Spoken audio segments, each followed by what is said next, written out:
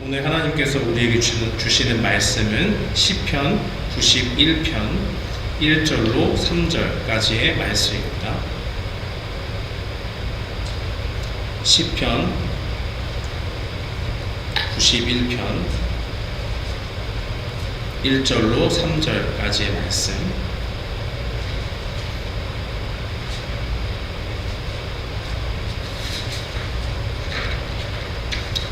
구약성경 시편 91편 1절로 3절까지의 말씀입니다. 우리 다 찾으신 줄 알고 함께 봉독하겠습니다.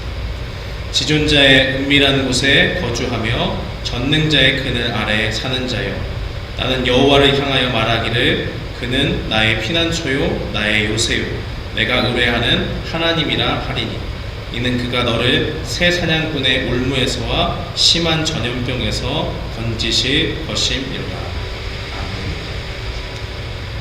저는 오늘 본문 말씀 시편 91편 1절로 3절 말씀을 통해서 피난처 되시는 하나님이라는 제목으로 하나님의 말씀을 선포하겠습니다.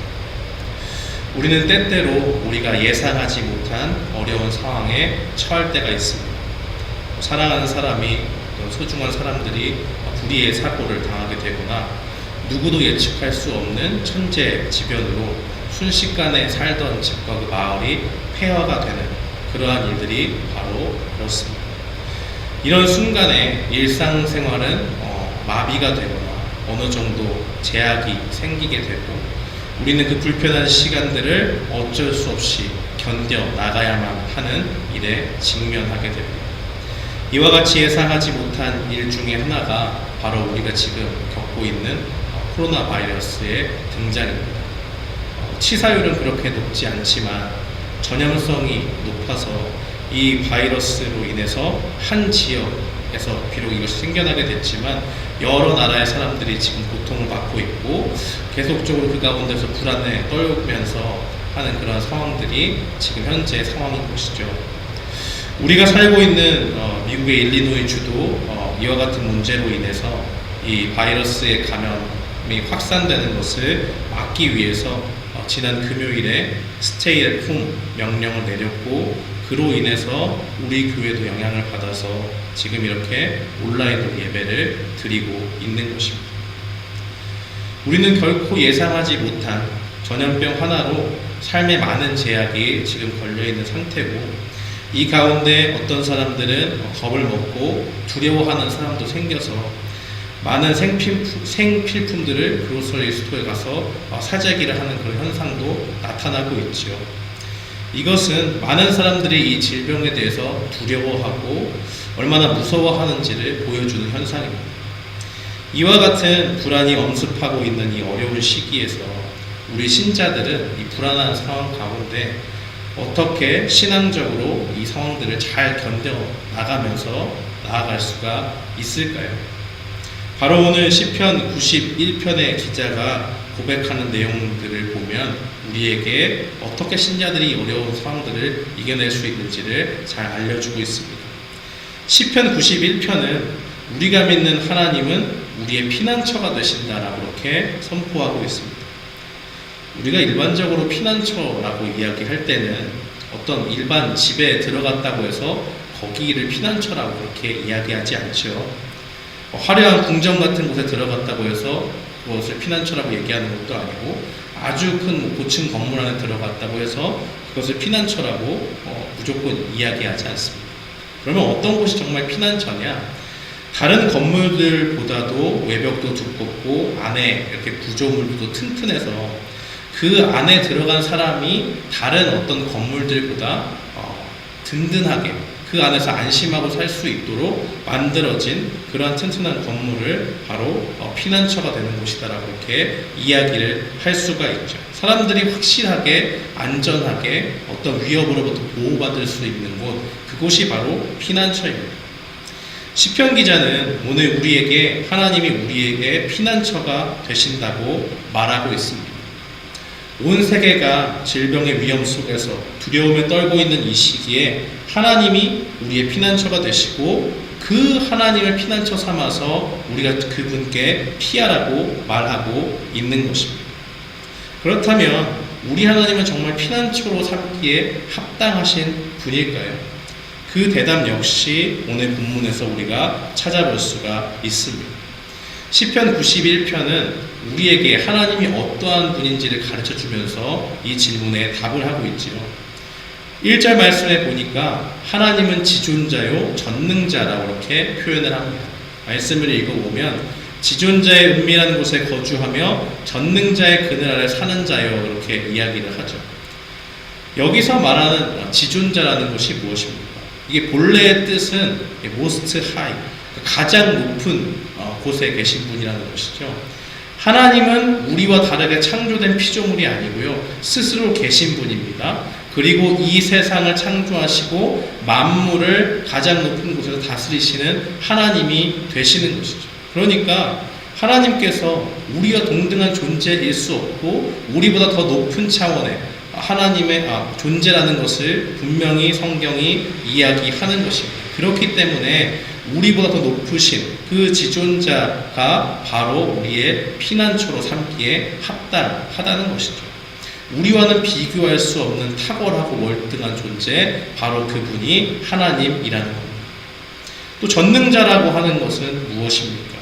여기서 전능자라고 하는 것의 본래 의미를 살펴보면 우리가 좀 잘 이해하기 위해서는 어린아이가 아이를 이렇게 안고 있는 그러한 것들을 상상하면 돼요. 어린아이가 아이를 보호하려고 이렇게 길에 놔두는 부모는 없겠죠. 어떻게 합니까? 아주 갓난아이의 경우에는 가슴에 이렇게 꼭 품고 그 아이가 다치지 않도록 최선을 다해서 자기 품에 꼭 끌어안는 그러한 모습들을 볼 수가 있는 것입니다. 하나님께서 마치 우리를 갓난아이를 돌보는 그 어머니와 같이 우리를 꼭 품에 안으시고 끌어안아서 그 어떤 것도 털끝 하나도 다치지 않도록 우리를 보호하시고 돌보신다는 의미에서의 전능자라는 그런 의미를 가지고 있는 것입니다. 그렇기 때문에 이 세상의 누구와도 비교할 수 없는 그분이 하나님이라는 것을 우리가 믿고, 그리고 그 하나님을 피난처 삼아서 피하는 사람은 하나님께서 그들의 보호자가 되어주시고 그들을 정말 안아주시고 돌봐주셔서 비록 우리 눈에는 보이지 않을지라도, 우리가 보이지 않지만 하나님의 품에서 우리를 분명히 돌보시는 피난처가 되어 주신다는 사실입니다. 사랑하는 성도 여러분, 여기에 바로 우리의 소망이 있는 것이죠. 우리가 어디를 가든지 무슨 일을 하든지 우리는 지금 전염병에 걸릴 수 있는 그러한 위기에 처해 있는지도 모릅니다. 그러나 그 가운데서 오늘 시편 91편의 기자의 고백처럼 가장 높으신 그 하나님께서 그 전능하신 능력으로 우리를 꼭 끌어안아서 돌보고 보호하시는 분이다라는 이 믿음을 가지고 나아간다면 우리는 이러한 위기 가운데서 불안해할 이유가 없는 것입니다. 하나님은 우리의 가장 강력한 피난처가 되셔서 우리를 반드시 보호해 주실 것이기 때문입니다. 2절 말씀을 살펴보면 시편 기자는 계속적으로 고백하는 것을 봅니다. 무엇을 고백하냐? 나는 여호와를 향하여 말하기를 그는 나의 피난처요 나의 요새요 내가 의뢰하는 하나님이라 하리니 이렇게 이야기하죠. 내가 믿는 하나님은 지존자시오 전능하신 분이라는 것을 믿고 하나님께 고백하는 겁니다. 하나님, 정말 하나님이 나의 참된 피난처이십니다. 하나님이 정말 나의 참된 요새입니다. 내가 이 세상 가운데 유일하게 기댈 수 있고 의지할 수 있는 분은 누굽니까? 바로 하나님 한 분밖에 없습니다라고 그렇게 하나님께 고백하는 것이죠. 그래서 진심으로 하나님의 피난처로 믿고 또 정말 삶의 요새로 생각해서 하나님 앞에 어려움과 위기의 순간에 나아가는 사람은 구체적으로 어떤 행동을 하겠습니까? 그것은 바로 하나님을 의뢰하는 모습을 보인다는 것이죠. 우리가 말로 이렇게 쉽게 이야기하는 것뿐만이 아니고 정말로 하나님 앞에 우리의 모든 것을 맡김하는 것입니다. 모든 문제의 해결자가 되시는 하나님께 우리의 모든 문제와 염려들을 맡기는 것이죠. 직장에서 어려움 속에서 어떤 다른 사람이 아주 나쁜 방법으로 나를 곤란하게 만들었다고 생각해 봅시다. 그러면 그가 그 과정 가운데 분명히 피해를 입고 억울함도 있겠죠. 그 가운데서 그 사람과 갈등이 생겼다고 하면 우리는 당장 무엇을 생각하게 되겠습니까? 저 사람은 어떻게 하면 짓밟고 저 사람에게 한번 본때를 보여줄 수가 있을까 하는 그러한 생각을 하지 않겠습니까?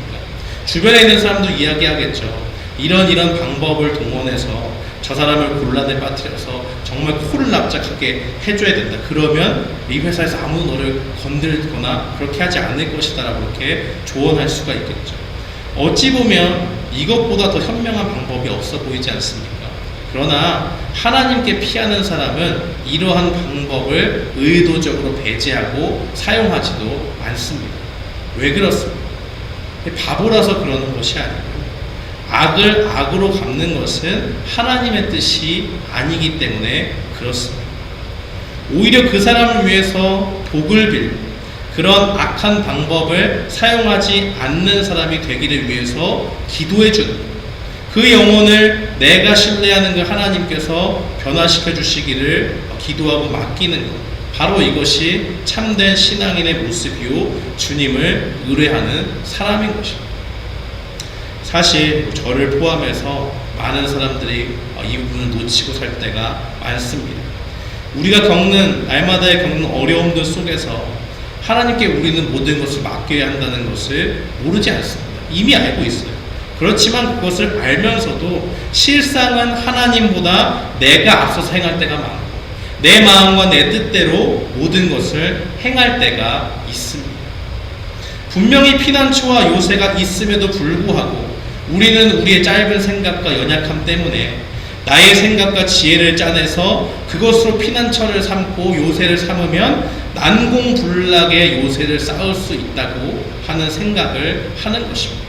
그러나 이것은 착각에 불과하죠.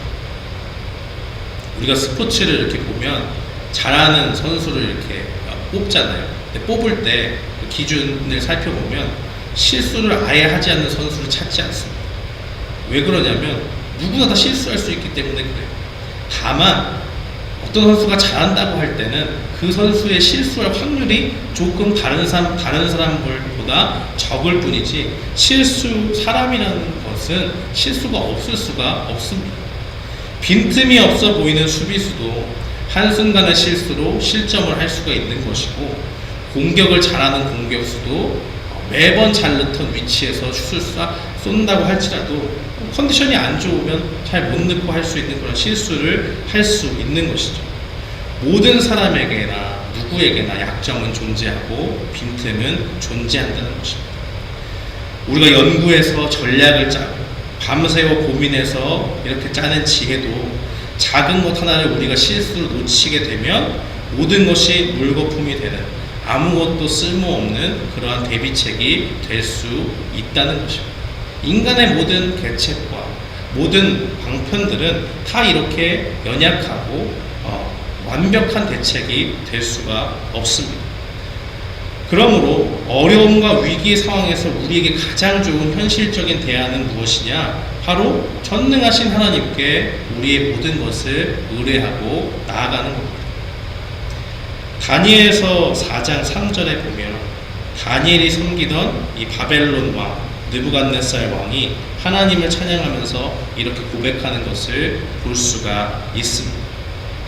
땅의 모든 거민을 없는 것 같이 여기시며 하늘의 군사에게든지 땅의 거민에게든지 그는 자기의 뜻대로 행하시나니 누가 그의 손을 금하든지 혹시 이르기를 내가 무엇을 하느냐 할 자가 없도록. 다니엘서 4장 35절 말씀. 하나님은 뜻하신 바를 반드시 이루시고 능력에도 제한이 없어서 누구도 그를 막을 자가 없는 전능하신 하나님이라고 이 느부갓네살 왕이 고백하고 있는 것입니다. 그러니까 우리가 이 전능하신 하나님을 피난처로 삼아서 그 앞에 피한다고 하는 것은 정말 강력하고 완벽한 이 세상에서 찾아볼 수 없는 완벽한 요새에 들어가는 것이고 그 가운데서 우리가 완벽하게 보호를 받는 것입니다. 하나님이 우리를 보호하기로 뜻을 세우시면 그 뜻을 누구도 막을 수 없습니다.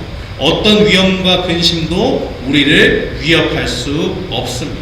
그러므로 우리는 모든 상황 속에서 우리의 피난처시요 완벽한 요새가 되시는 하나님께 모든 것을 맡기고 나아가는 것, 이보다 더 좋은 방법이 없다는 사실을 분명히 기억해야 됩니다. 또한 이렇게 전능하신 하나님께 모든 것을 맡기고 살아가는 사람은 어떻게 되느냐? 절망의 순간에서도 하나님의 확실한 보호하심 가운데 거하게 됩니다. 3절 말씀에 보니까 시편 기자는 이렇게 증거합니다. 이는 그가 너를 새 사냥꾼의 올무에서와 심한 전염병에서 건지실 것임이다. 사냥꾼의 덫에 걸린 그 짐승의 모습을 상상해 보신 적이 있습니까? 참담하죠. 처음에는 맛있는 뭔가 미끼가 있으니까 그것을 물고 가져오려고 했지만 덫에 빠진 것을 알았습니다. 자기가 있는 힘을 다해서 거기를 빠져나오려고 발버둥을 칠 거예요. 그러면 그 가운데서 점점 고통은 심해지고 점점 자기가 덫에 더욱더 걸려 들어가는 것을 압니다. 고통은 심해지고 힘은 빠집니다. 이제는 더 이상 기진맥진해서 더 발버둥 칠 수가 없는 그러한 순간이 오죠. 그러면 그 가운데서 풀이 죽은 채로 어쩔 수 없이 다가오는 죽음을 기다릴 수밖에 없는 그 절망의 순간을 맞이하게 되는 것이죠. 또 심한 전염병에 걸린 사람들은 어떻습니까? 요즘에는 방호복을 입고 막 치료할 수 있지만 예전에는 정말 심한 전염병에 걸린다면 사람들이 아무도 다 가지 않죠.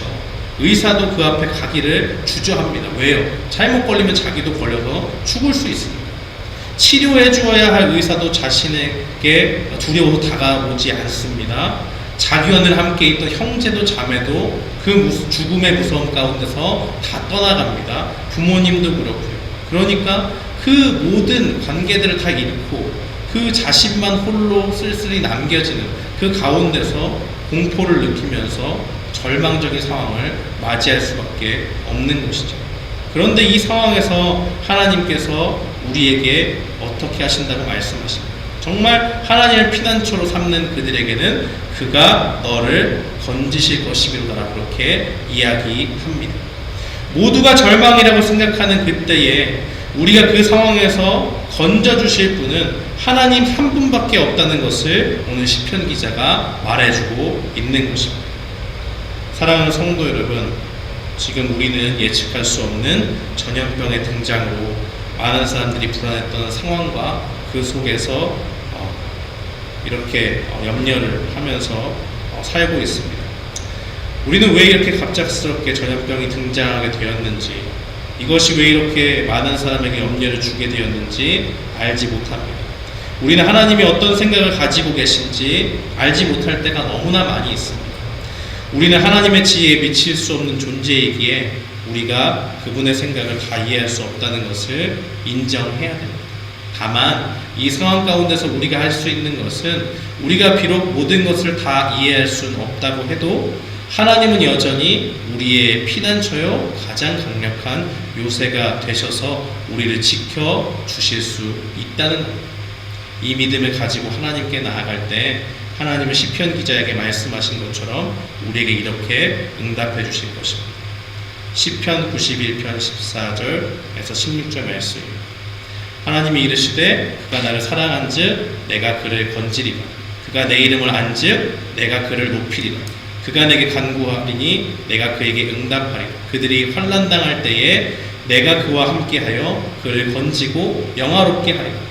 내가 그를 장수하게 함으로 그를 만족하게 하며 나의 구원을 그에게 보이리라 하시도다.